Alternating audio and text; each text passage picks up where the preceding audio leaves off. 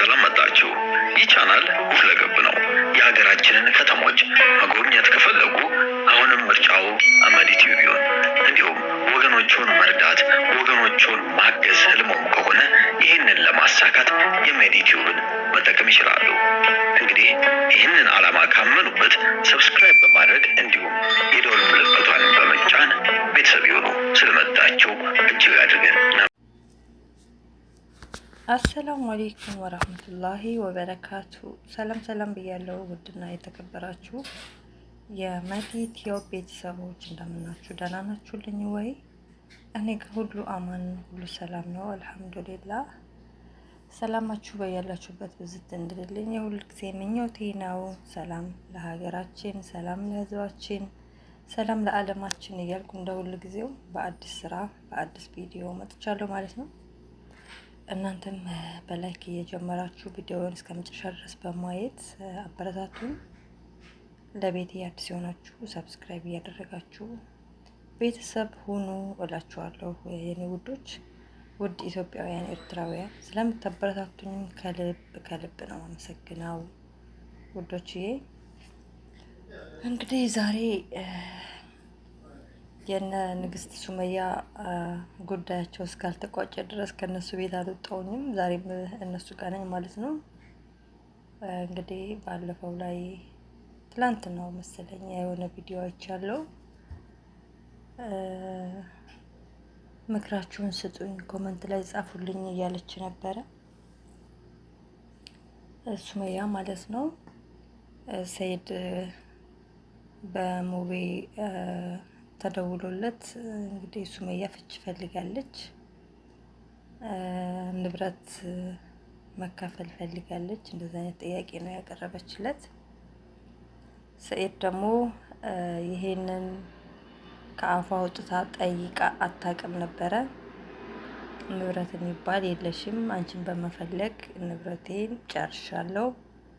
አሁን ያለው ንብረት ከአዲሶቹ ሚስቶቹ ጋር እንደሆነ እና ፍች ደግሞ ስለጠየቅሽ አንቺ ከራስሽ መጥቶ ፍች ስለጠየቅሽ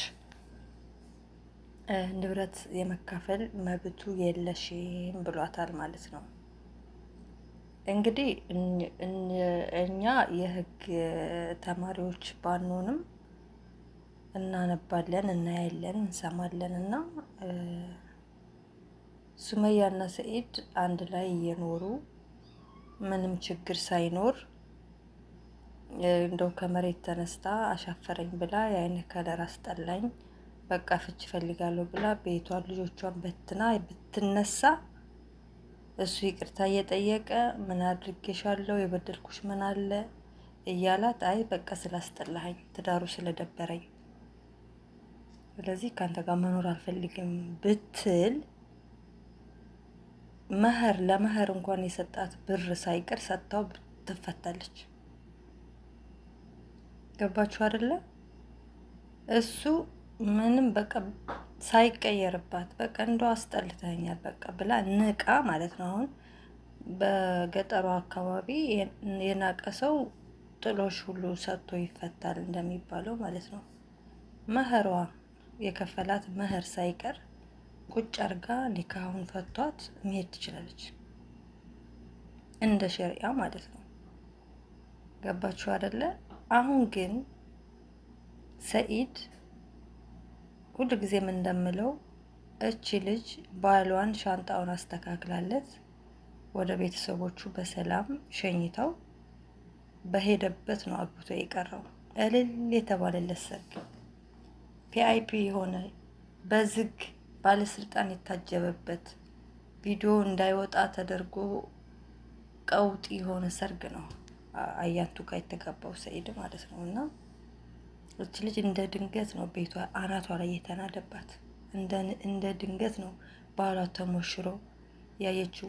እንደ ድንገት ነው ቁጭ ብሎ 15 ዶሮ፣ 2 በሬ፣ ሽንኩርት ይሄን ያክል፣ በሰሌ ምንድነው ነጭ ሽንኩርት ይሄን ያክል፣ ዘይት ይሄን ያክል እያሉ ለሰርጋቸው ሂሳብ ሲሰሩ የነበረው መላው ኢትዮጵያውያን ኤርትራውያን እየተከታተሉ ሚስቱም ከሌላ ሰው ጋር እኩል ነበር ስትከታተል የነበረው። አስቡት፣ ሰላም ተመለስልኝ ባሌ ብላ የሸኘችው ባልዋ ማለት ነው። ገባችሁ አይደለም? ሸሪአ አቅም ያለው ሰው እስከ 4 እንዲያገባ ቢፈቅድም አንዲት ሚስት ደግሞ እንዳይደረብባት ተደርቦባት መኖር አልፈልግም የማለትም ደግሞ መብት እንዳላት ሸሪአው አስቀምጦታል። ስለዚህ ሱመያ ከአንድ 3 ሴት ነው ያገባው ሰኢድ በሷ ላይ ማለት ነው። ከነዚህ ሴቶች ጋር እየተጨማለኩ እየተጣላሁኝ መኖር አልፈልግም፣ ንብረቴን ከፈልልኝ፣ ፍች ፈልጋለሁ ብላ የመጠየቅ 100% መብት አላት። ገባችሁ? ብዙ ሰው የማይረዳው ምንድነው? በቃ አቅም ከቻለ አንድ ሰው እስከ 4 ቢያገባ ያቺ የሚደረብባት ሚስቱ ግዴታ አርገው ሸሪዓው ስለፈቀደ አንቺ ምን ይመለከትሻል ነገር አርጎ የማየት ነገር አለ አይደለም። በመጀመሪያም ስትገባ አንድ ሴት እንደ ሸርጥ ማስቀመጥ ትችላለች።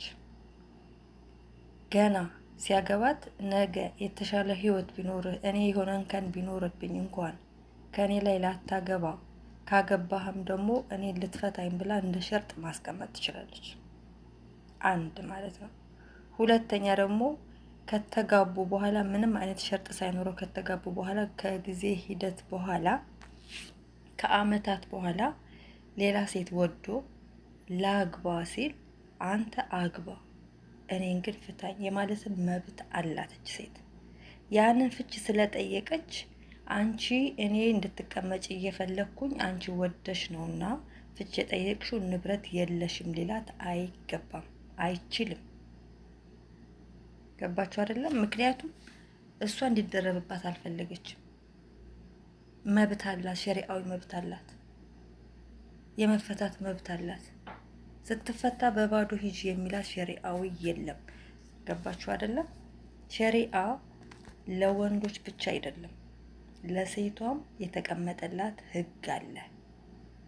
ይሄንን ወንዶች መርሳት የለባችሁም። ወንዶች ብቻ አይደላችሁም፣ በነገራችን ላይ ብዙ ሴቶችም መብትና ግዴታቸውን የማያውቁ ሴቶች አሉ። በደንብ ማጤን አለባችሁ። ስለዚህ ወደ ሱመያ ስዞር ሰኢድ ምንም እንዳላደረጋት ቢያስመስል እንኳን በላይዋ ላይ 3 ሴት መደረቡ ብቻ ፍች እንድትጠይቅ ያደርጋታል። ምክንያቱም ተደራርቦባት 3 ሴት በላይዋ ላይ መቀመጥ አልፈልግም፣ ይሄን ትዳር አልፈልገውም የማለት መብት ስላላት። ይሄ ማለት ንብረት ሳትካፈል ትሄዳለች ማለት አይደለም። ገባችሁ አይደለ? ግዴታ ተጭኗት፣ ግዴታ አስገድዷት በላይዋ ላይ እንደውም እየወጡ በሚዲያ ላይ የሚሰርቧት የሚያቋሽሿት አንቺን አይፈልግሽም ልጆቹ ነው እንጂ እንደዚህ ብናገኝሽ ቆራርጠን እንዲህ ብለን የሚሉ ሴቶች ጋር ተደርበሽ ካልተቀመጥሽ ብሎ ፍቺ ስለጠየቅሽ ንብረት የለሽም ሊላት አይችልም። ገባችሁ አይደለ? ሁለተኛ አንቺ በፈለግ ንብረቴን ጨርሻለሁ ነው ያላት። ይሄ ሰውዬ የፈለጋት እኮ 2 አመት ሙሉ አይደለም፣ 12 አመት ሙሉ አይደለም፣ 10 አመት ሙሉ አይደለም። በትዳር እነሱ ስንት ጊዜ ቆይተዋል? 10 አመት ቆይተዋል። እኛ እኮ ዩቲዩብ ሲጀምሩ ጀምሮ እናውቃቸዋለን፣ ገና እንደተጋቡ ማለት ነው።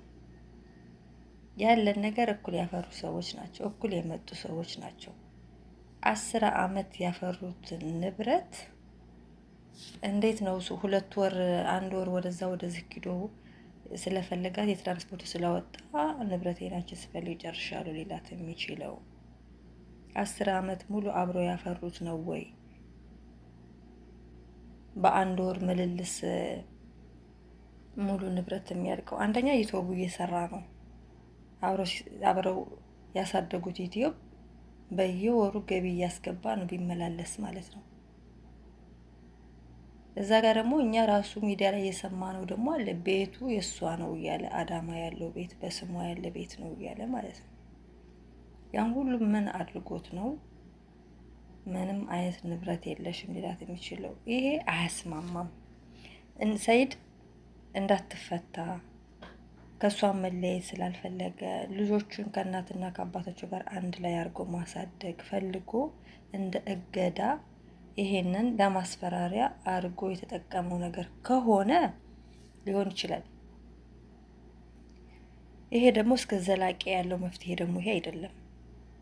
ቁጭ ብላችሁ በሰከነ መንፈስ ሁለታችሁ ልታወሩ ይገባል። ማንም ጣልቃ መሀላችሁ ሳይገባባችሁ ለመለያየትም ሆነ ለመኖር በመጀመሪያ ደረጃ ዲስከስ ማድረግ አለባችሁ። ቁጭ ብላችሁ ማለት ነው ማውራት አለባችሁ። ብትለያዩም በዚህ መልኩ ብንለያይ ልጆቻችን አይጎዳም። በትኖሩም በዚህ መንገድ ብንኖር እኔ እናንተን አይጎዳም የሚለውን ነገር ቁጭ ብላችሁ ልትመካከሩ ይገባል እላለሁ ማለት ነው። እና እኔ የታዘብኩት እንግዲህ ይሄ ነው። ሶሚም እንግዲህ ይሄንን ቪዲዮ የምታይ ከሆነ በደንብ አድርጎ ህግ ይደግፍሻል፣ ሸሪዓ ይደግፍሻል። ይሄ ህጉ ምን እንደሚል አላቅም። እንደ ሸሪዓ ግን ያለው ሂደት እንደዚህ ነው። መብት አለሽ፣ መፈታት መብት አለሽ፣ ንብረት የመካፈል መብት አለሽ።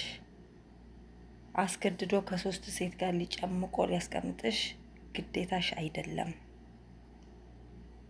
እስካሁን 2 ዓመት ሙሉ ታግሰሻል። ማስተካከል ቢችል እያባሰው ባይሄድ ኖሮ አንድ ላይ ልትሆኑ ትችሉ ነበረ። ዞሮ በቀጣይ እመለሳለሁ። ሀሳቤን አልጨረስኩም ማለት ነው። ተናድጃለሁ። ወዳችኋለሁ። ባይ ባይ። ከዚህ ቀደም የሰራናቸውን ድንቅ ስራዎች ይመልከቱ። በመጨረሻም ሰብስክራይብ ማድረግ አይርሱ። ታግሰው ስለተመለከቱ እናመሰግናለን። መዲ ቲዩብ